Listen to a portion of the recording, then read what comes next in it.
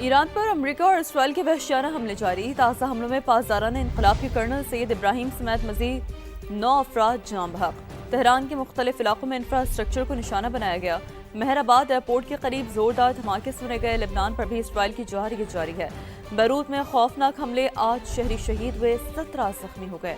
लेबनानी वजारत सेहत के मुताबिक इलाके में इमदादी कार्रवाइयाँ जारी हैं। जख्मी और शोहदा की तादाद बढ़ने का खदशा।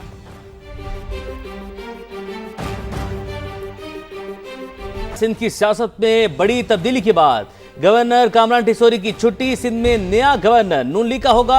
निहाल हाशमी को गवर्नर सिंध तैनात करने का फैसला कर लिया गया। वज़ीर-ए-आज़म शहबाज शरीफ ने असम्बली मंजूरी के लिए सदर मुमलिकत को भिजवा दी। वज़ीर-ए-आज़म की निहाल हाशमी से मुलाकात, गवर्नर सिंध तैनाती पर मुबारकबाद भी दी गई।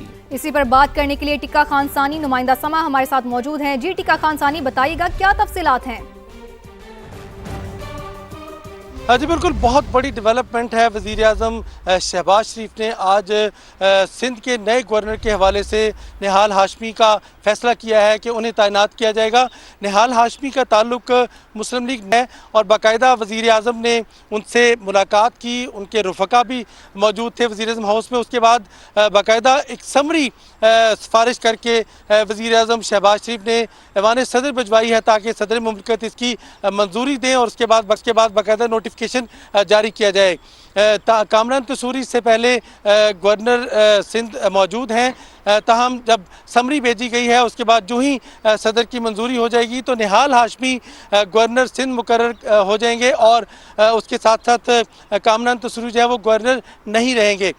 इस मुलाकात में ख्वाजा आसिफ भी मौजूद थे, राना सनाउल्लाह भी मौजूद थे और दीगर वज़ीर के रुफ़का भी मौजूद थे।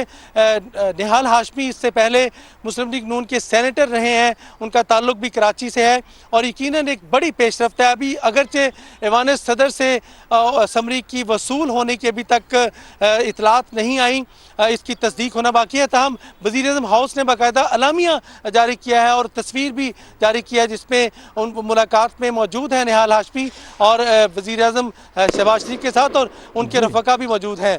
इस हवाले से समरी जो है वो अरसाल कर दी गई है ऐवान सदर को और उसकी बाज़ाब्ता तौर पर मंजूरी के बाद ही नोटिफिकेशन जारी किया जाएगा। वजूहात क्या थी इस तब्दीली की, वजूहात के हवाले से भी बताइएगा। जी बड़ा अहम क्वेश्चन है ये। एक अरसे से पीपल्स पार्टी की भी बाकायदा तौर पे ये डिमांड थी और इस पे जोर दिया जा रहा था मुस्लिम लीग नून के हवाले से कि गवर्नर सिंध जो है वो तब्दील किया जाए। चूँकि कुछ तहफ़्फ़ुज़ात भी थे, पाकिस्तान पीपल्स पार्टी के हुकूमत को भी कुछ कोऑर्डिनेशन भी नहीं थी, एतमाद का फुकदान था और दूसरा जो फार्मूला था मुस्लिम लीग नून और पाकिस्तान पीपल्स पार्टी में आइनी ओहदों की डिस्ट्रीब्यूशन का, उसमें सबसे अहम ये था कि अगर सिंध में वज़ीर आला अगर पीपल्स पार्टी से होंगे तो मुस्लिम लीग नून जो है वो चूँकि बड़ी जमात है और उसका गवर्नर होगा। चूँकि ये उस फार्मूले से हट के तैनात किया गया था कामरान तसूरी को, जिनका ताल्लुक MKM से है और उनकी पार्टी के अंदर भी कुछ धड़े हैं। एक धड़ा उनको कभी ऑन करता है, कभी उसको डिस ऑन करता है।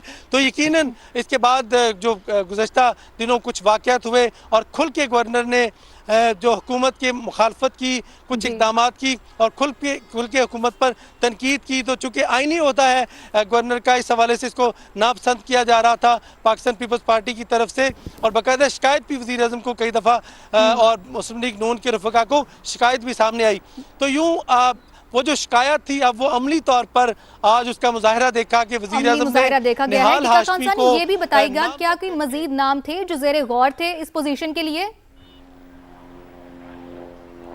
जी बिल्कुल, जो हमारे ज़राए हैं ऐवान सदर के या पीपल्स पार्टी के, उनके मुताबिक तो अभी चूँकि जो फार्मूला है कि अगर जो गवर्नर सिंध है वो अगर सिंध से होगा या अंदरूनी सिंध से होगा तो फिर जो गवर्नर होगा वो महाजर या फिर सिंध के किसी या पंजाब से होगा। तो उस क्राइटेरिया के मुताबिक तो निहाल हाशमी उस पर फिट हैं, चूँकि वो सिंध से ज़रूर ताल्लुक़ रखते हैं, लेकिन उनका ताल्लुक पीपल्स पार्टी से नहीं है। दूसरा, आईनी तौर पर भी सदर मुमलकत इसको रोक नहीं सकेंगे, चूँकि अगर कोई तहफ़्फ़ुज़ात होंगे तो यकीनन उनकी बाहमी अंडरस्टैंडिंग होगी। एक शख्सियत के ऊपर तो एतराज़ हो सकता है, लेकिन इस ओहदे पर वज़ीर आज़म की समरी पर एतराज़ शायद लगाना सदर के लिए मुश्किल हो, चुके बाहमी अंडरस्टैंडिंग हमारे भी साथ मौजूद मौजूद रहेगा ब्यूरो चीफ कराची असम खान हमारे साथ मौजूद हैं, उनसे भी जानते हैं। असम, ये बहुत बड़ी तब्दीली होने जा रही है सिंध की सियासत में, इस तब्दीली के हवाले से आप बताइएगा क्या राय रखते हैं इस हवाले से जो सियासी हल्के हैं वो,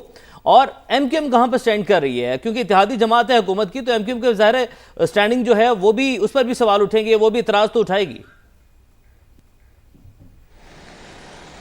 देखिए, अगर हम बात करें कि एक बड़ी खबर इस वक्त ये है कि गवर्नर सिंध की तब्दीली का जो फैसला था और निहाल हाशमी साहब को बनाया जा रहा है, उसके हवाले से वज़ीर आज़म हाउस से जो है मंजूरी दे दी गई है। बहुत बड़ी खबर, और सिंध के हवाले से इस वक्त सबसे बड़ी खबर अगर हम कहें तो गलत नहीं होगा, लेकिन ये मामला चल रहा था। पीपल्स पार्टी खासा इस पर एक एहतजाज करती रही है कि जो मुस्लिम लीग नून की हुकूमत से मुआहदा हुआ था, उसके तहत जो सिंध का गवर्नर है वो मुस्लिम लीग नून का होना था, लेकिन 8 अक्टूबर 2022 में कामरान टिसोरी साहब को गवर्नर सिंध बनाया गया। उसके बाद से पीपल्स पार्टी वक्तन फ़वक्तन इस पर एहतजाज करती रही है, लेकिन ये मामला बिगड़ा कहाँ से, यहाँ पर इस पर अपनी इंतहा को कब पहुँचा? इसलिए कि पीपल्स पार्टी तो मुसलसल ये मुतालबा करती रही है वज़ीर आज़म से, वफाकी हुकूमत से, कि तब्दील कर दिया जाए कामरान टिसोरी साहब को, जो कि जिस तरह का एक कामरान टिसोरी साहब एक मुख्तलिफ प्रोग्रामात करते रहे और जिस तरह उनकी एक एक्टिविटी थी, उस पर पीपल्स पार्टी को बहुत एतराज़ात थे, और वो कहते थे कि गवर्नर हाउस को जो वो सियासी मरकज़ बनाया जा रहा है और ये वफाक का नुमाइंदा ये एक मरकज़ होता है। और अगर हम बात जो मैंने आपसे कही कि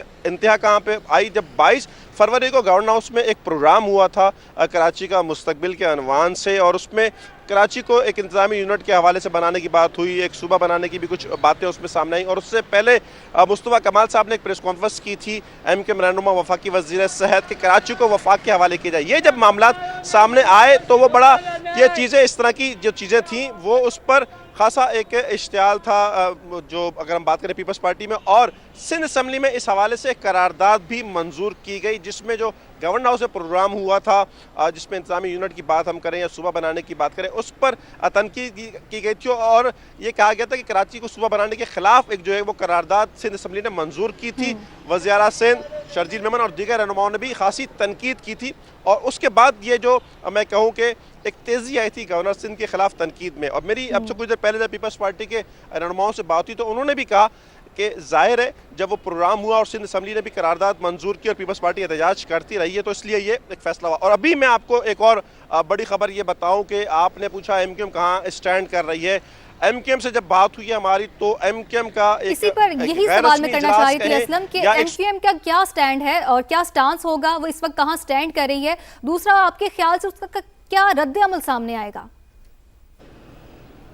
देखिए, अभी रद्दअमल मुतवक्के तो एक शदीद रद्दअमल की हम एक तवक्को कर रहे हैं, और जब भी बात हुई तो उन्होंने कहा कि कुछ वक्त दीजिए, इस पर हम गौर कर रहे हैं। चूँकि मैं कहूँगा पहले ये आज पहली दफ़ा नहीं, आज तो खैर हतमी तौर पर तब्दीली हो गई, लेकिन इससे पहले कोई हम 1.5 साल से ये देखते आ रहे हैं, सुनते आ रहे हैं कि गवर्नर सिंध को तब्दील करने का फैसला किया जा रहा है, और उस पर एमक्यूएम रहनुमा हो, चाहे वो खालिद मकबूल सिद्दीकी हो, चाहे वो अमीनुल हक साहब हो, बड़ा एक वाज़ेह मौक़िफ़ होता था कि जो सिंध का गवर्नर होगा उसका ताल्लुक एमक्यूएम से ही होगा, और अब जो गवर्नर आए ज़ाहिर है उनका ताल्लुक एमक्यूएम से नहीं है। एमक्यूएम यह स्टैंड करती रही है कि वफाकी हुकूमत के साथ है, हर मुश्किल वक्त में वफाक के साथ खड़े रहें, तो जो गवर्नर सिंध की तब्दीली होगी और जो नया गवर्नर सिंध होगा वो एमक्यूएम की मुशावरत से होगा और वो एमक्यूएम का ही होगा।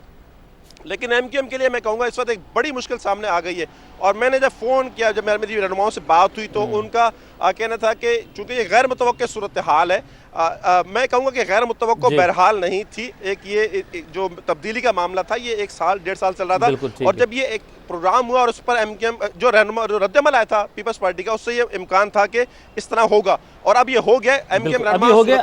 हमारे साथ ही टीका खान सानी भी हमारे साथ मौजूद है।